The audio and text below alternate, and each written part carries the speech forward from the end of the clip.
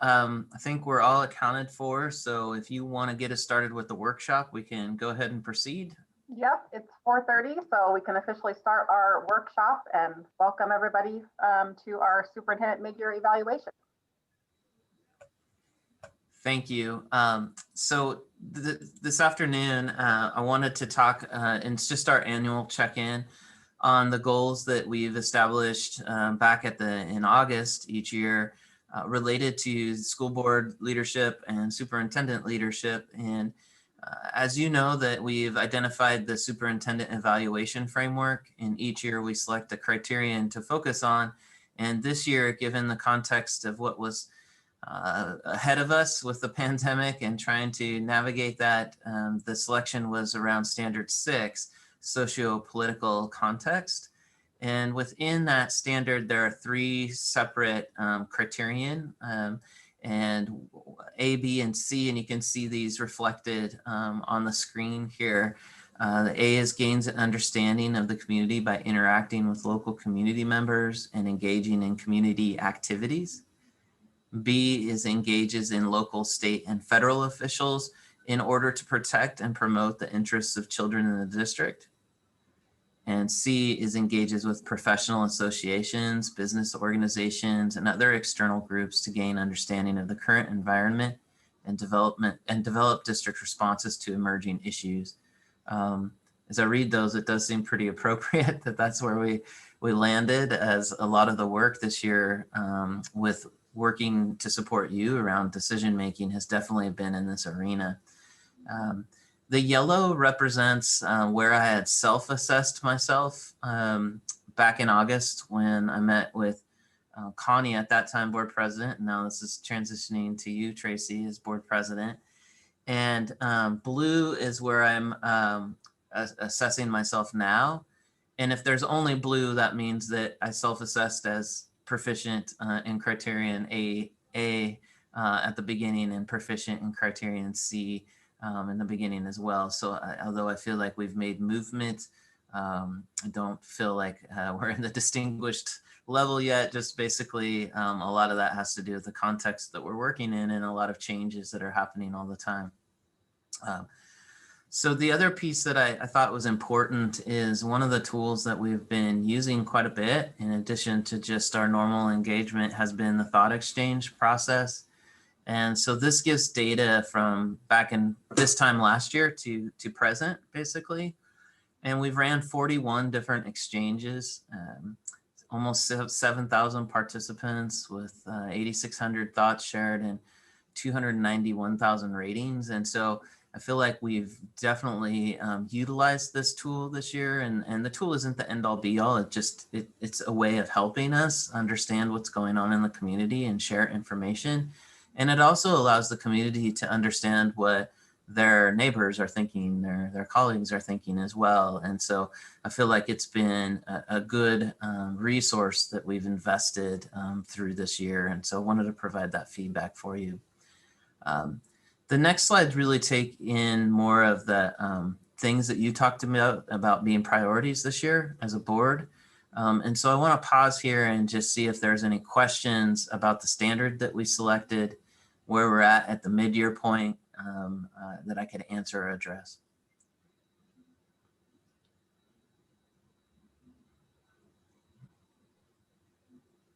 I don't have any questions. I agree with all of your ratings that you have. As far as the thought exchange, did we start that in February 2020? Was that the first time we did the thought exchange? Oh, before that. Yeah, we've had it 3 or 4 years now. We've been using it, but our use has gone significantly up. Mm-hmm. We used to use it more for what we called weather reports at the end of the year. Kind of prior to thought exchange, we used an end of the year survey. But at the time, the board felt like it wasn't really helping us make decisions or drive action. It was almost more looking back, and it just wasn't giving us what we needed. And so we made the move to thought exchange. Well, I'm happy with all the people that participate in that. I think that's a great program. So yeah, good measurement. Good. I think the ability to reach out and look pretty deeply into our community. That's a great tool. It's been used well. It's informed me especially during this digital window. It's been really important. Seems like a good way to get information. We're not doing town halls. We're not doing, I mean, not in-person town hall. So this, and I should have started too, that the mid-year check is a process that our teaching staff go through every year too, as part of their evaluation cycle. And so that's when TPEP came to be, we adopted this process for the superintendent board as well, to kind of mirror that growth focus cycle that our teaching staff have as well. So I forgot that context. So the next slide starts with our focus areas. And we sat down in August at the planning meeting and the board retreat and really tried to anticipate what was the work that lay ahead of us in the 2021 school year. And certainly this reflects the superintendent and board relationship and activities. Of course, there's lots more that goes into each of these, but really trying to identify how could we together make a difference for the district this year. And the first focus was about student and staff safety. And so we had talked about this transition back to on-campus learning and how we were going to do that effectively in terms of engaging stakeholders. And we had set up checkpoints being the school board meetings. And as you guys know, that's been probably about 3/4 of our school board time has been talking about this and checking in. And again, today, a pretty robust discussion about where we're at and where we might be headed. So I just wanted to highlight in each of these areas tonight, I'll give you an assessment kind of where I think we are mid-year with some benchmarks perhaps. And then I've left open the next steps because I would love to just hear your thoughts about as we finish the year, what are things that are important to you guys and on your mind. And so in my head, I was thinking, 3 to 4 minutes on each of these steps. There's 5 of them. And then we'll end with the board self-assessment and just walking you through some of that data. Not a lot of time to talk about that tonight, but just orient you to it. And then that will kind of be our checkpoint. So with this for mid-year, we have completed our 4th town hall communication cycle. And that's been a great process. I've really appreciated the community logging in and not only live, but also on the recordings of it. And you have adopted a plan to have students return to campus in small groups by March 1st, if we're in the high COVID level. And then we've also have a plan in place for the moderate COVID level. We'll talk a little bit more about that because it gets a little complicated as rates change weekly sometimes. And so we've also been just kind of methodically going about this process of digesting new information, really trying to listen to public and staff as we navigate ahead with this. And so that's where my assessment is right now. And then I just kind of open it up to thoughts that you guys have about next steps in this area.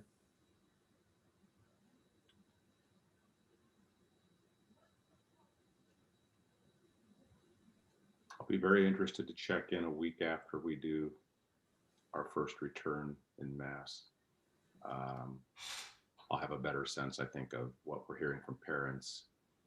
Within a week, maybe 10 days, we should have a pretty good sense of if it's working well, where we're going to tweak it and all of that. So I guess the goal is being well satisfied.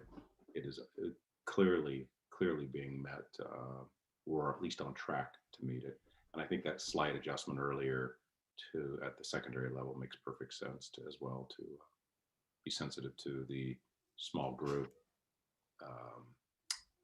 Why did I just blank on the term? Help me board. Hybrid. Thank you. The small group versus the hybrid, and backing that off just a little bit. Yeah, I think what I think our next steps could be to hear more is after we do each of our incremental steps, I'd like to have within a couple of weeks or so kind of an initial report back about how things are going. Maybe a little less, I don't know if anecdotal is the right word, but like when I went and toured Liberty on Friday, I felt like that was a great opportunity to be able to not only hear from, you know, different administrators and employees and that kind of stuff, but actually be able to see it. I would love to be able to, maybe we could start doing more of those types of site visits as a way to check in on student and staff safety. I would agree with that, Corey. I think that's a great idea. And I think visiting like an elementary school, any of them would be great. And even going to see like the high school, even before they go back, or I don't know. I think having those visits for us, I think it also just makes us have that more sense of security and know what's happening firsthand, right? So instead of just hearing about it, we're going and looking and seeing what they're doing. So I think those would be great checkpoints also. I agree with all of what you've said. I think I've finally come to the realization that, you know, while we all know this has been super hard, there is no right answer, right? It's just where we put our risk and trying to do the best thing for kids, and understanding that we have a continuum of community members, some who don't want us to go back to school, you know, until COVID is gone, and others want to go back yesterday, and a whole bunch in between. And just trying to navigate the best course of action to get kids back in school the fastest and the safest has just been such a balancing act. But again, after Tracy and Corey and I went to Liberty, and just literally walking through the system as students arrive at school and where they go and how they walk down the halls and how they have lunch, and made me feel so much better about kids and staff being in the building, but also very conscious of how incredibly much work and the complication of that to put into place. I know there's been a lot of community input about going faster. And I'm like, holy moly, this is, they're working their tails off. So it's a balancing act, but I think the communication has been great. I'm so grateful that we have the thought exchange tool to engage with, that we'd had that already established. That's my 2 cents. Thank you. I think I'm going to keep us moving through, but these are great suggestions, and complementing the other data that you get on the updates, just recognizing that seeing it and feeling it, being in person is a real powerful thing for you as board members. The next area is see and serve each student, and this is really the heart of the work. And in a traditional year, we spend most of our time in this standard with our continuous growth workshops, with the equity forums, and the opportunities that we have to engage with student and staff voice. And so this year we really concentrated on the Washington State Social Emotional Learning Framework, and we invested by having all staff do training in that, and then trying to really organize this year, recognizing that our students were going to have some needs, and staff and families as well. And so at the mid-year point here, glad that we're able to get that training in and the programming started. And then also the partnership with Panorama to provide us with some consistent data in this. It feels like we're trying to establish a baseline, and recognizing that this baseline is during a pandemic. So, you know, it probably would look different in the years to come, but it's been really important to have this data set. And so far we've had 2 rounds of data collection. You've been briefed on one of those rounds. At the next board meeting, you'll have an opportunity to hear from Lisa and principal to kind of talk about what do they do with that data, what actions happen as a result.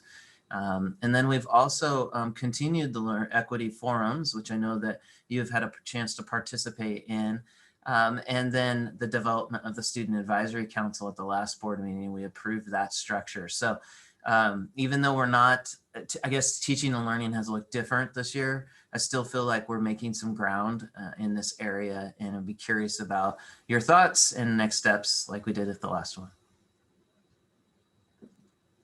I feel like with this one, we're on the right track with it. So I think just kind of more of what we've been doing, just stick to the plan.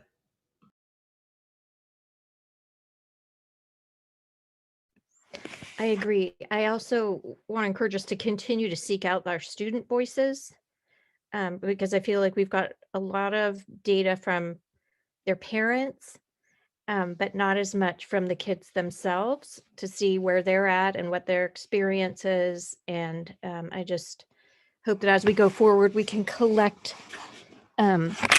more frequent input, especially as kids go back to school, just to see how it's going for them.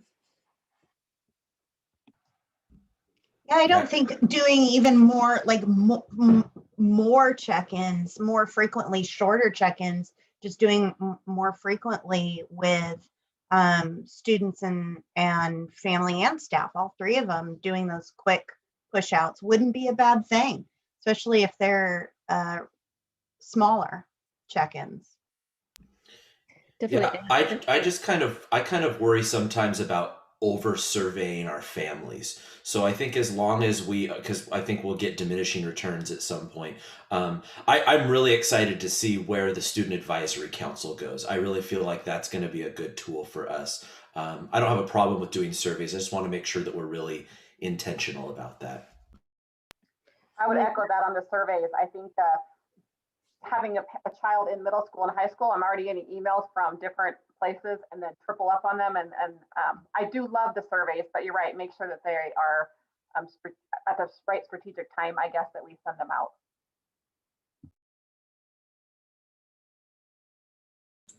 Good feedback. Thank you guys. Stay the course, keep checking in thoughtfully. So the next area is the long range and strategic planning. Maybe this is the next amount of time that we spent, at least recently, because we've had a couple of workshops related to this. So our focus was to finalize the 2025 strategic plan this year. And we've had updates in board meetings. And then this last workshop, we spent some time trying to really understand where you guys wanted to do the progress monitoring, what level of detail the board wanted, and really have given me a rough draft ready to turn into a public document. And so at this point, we're partnering with ESD 112's communications team to take that and to make it into a consumable for people so that they don't have to be in 8 workshops to have the context for it, but really understand what it is that, really our promise to the community, right? Like, this is what we promise we're going to deliver for your students and why we think it's important. So in the next, depending on how we can coordinate with the communications team from the ESD and some of those timelines, we would like to, our next step would be to roll out some of those documents and opportunities to you guys first. Tracy and I this afternoon or morning had a brief conversation with Heidi about this, an element of this that relates to the capital long range planning. And it had to do with the impact fee calculations and being sensitive to the implications of what opening that back up, and then basing our go forward year in a 2021 year where we're down 6% on student enrollment, and how that projection, I mean, it's going to be a little bit difficult to make a projection off of this year versus next year. And there might be some advantages to dating this to a fall 21 window and that enrollment number, because I think that's going to be a closer to normal number, presuming that we're done with this exercise of this pandemic. Yeah, I think that's really important too, Doug, that we have a long range plan that we have to do every so often, and it's required by the state, but there is a band of years that we can finalize that. And in theory, we were going to adopt our strategic plan this year and really kind of finalize some of those long range plans based on property that we purchased in the last bond being wrapped up. That's usually when you do it. But agree with Doug's recommendation there that this is kind of a bad year to predict long-term from. Okay, I'm going to keep this moving.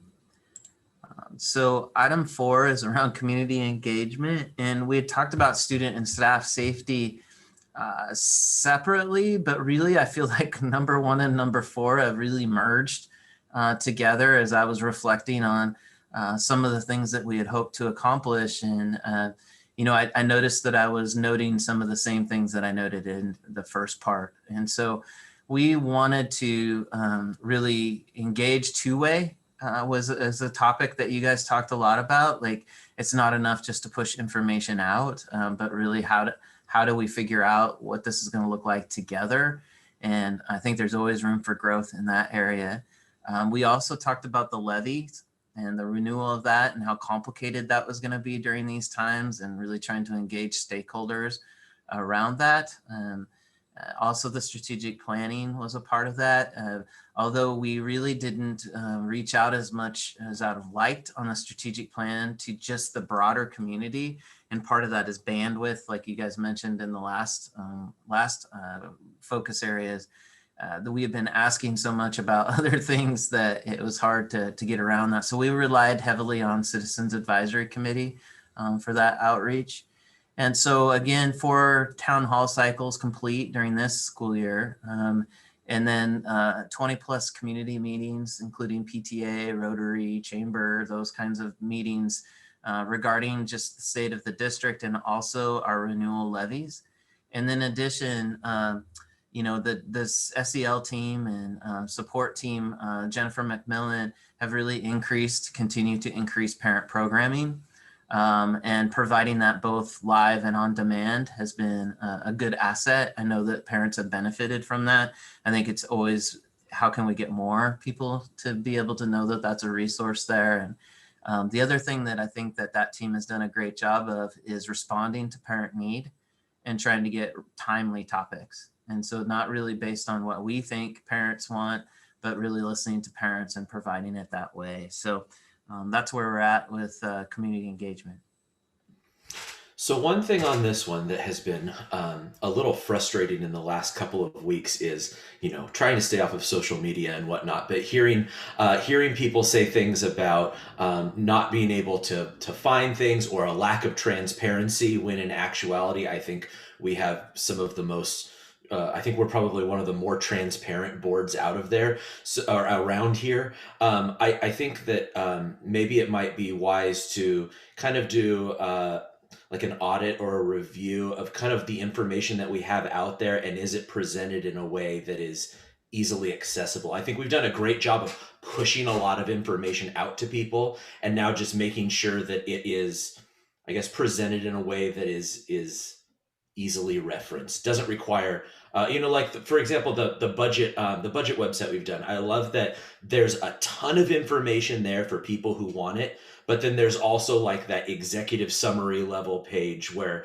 you can get kind of the main points. So kind of taking that thinking, I guess, or that framework, and kind of applying it elsewhere to make sure that we're not just hitting people with a fire hose of information. They know, okay, if I have a question about levy funding, I can go here. If I have a question about my school's reopening plan, I can go here. Maybe some uniformity across like our school's websites and whatnot, so that if you're looking for the staff contact info at Grass Valley, it's in kind of the same place as it would be if you were looking at Sky Ridge or something like that.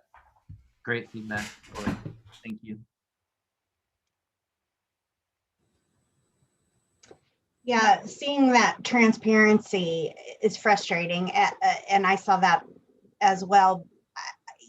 When you have so much information, and so you're trying to provide the community with everything, it's hard for people to see a clear message. And so that's where I think when it's not clear to them, then it's obviously not transparent. So, I think a lot of times the website is the go-to for people, like go there first. And so I have also been a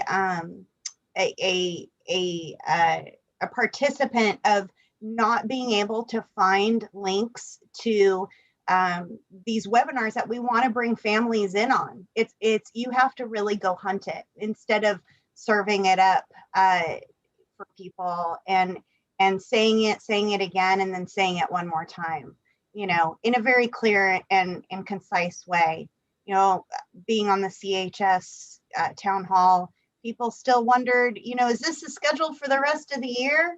And that just that like clear question of wondering means, oh gosh, okay, we're not being like really clear that, you know, our decisions can dip and flow with our community case numbers. So it's just not clearly understood. So I think there's always, like you said, always room for improvement on this one, of being, you know, checklists of where things are at, right? Of, are they on Parent Square? Are they on the front page? Did we send it out in an email? Did we send it out through the school? Of understanding. I think being in a digital life right now just really highlights the need for more of that clear. And sometimes, I know I said it on that last one and you all said, well, wait, but maybe on this one, you know, it is more communication and just shorter, so it's easier to digest. Thank you, Eric. Okay, I'm going to keep us moving to the last one, and it's the one that really is the wrap up and the lead into your kind of part of this. Is, as a superintendent, my job is to help you continue to develop as a board member and as a collective team. And I'm, you know, you guys have done a great job with a really difficult year.